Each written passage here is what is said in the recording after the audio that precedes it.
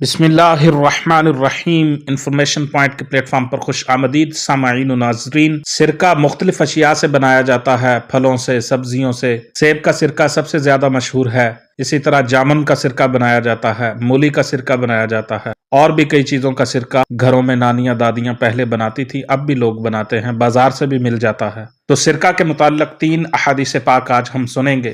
سنن نسائی کی روایت ہے، حضرت جابر رضی اللہ تعالی عنہ کہتے ہیں کہ میں نبی اکرم صلی اللہ علیہ وسلم کے ساتھ آپ کے گھر میں گیا تو کیا دیکھتا ہوں کہ روٹی کا ایک ٹکڑا اور سرکہ ہے۔ رسول اللہ صلی اللہ علیہ وسلم نے فرمایا، کھاؤ، سرکہ کیا ہی بہترین سالن ہے۔ دوسری روایت سنن ترمذی کی ہے، حضرت جابر سے ہی مروی ہے، رسول اللہ صلی اللہ علیہ وسلم نے فرمایا، سرکہ کیا ہی بہترین سالن ہے۔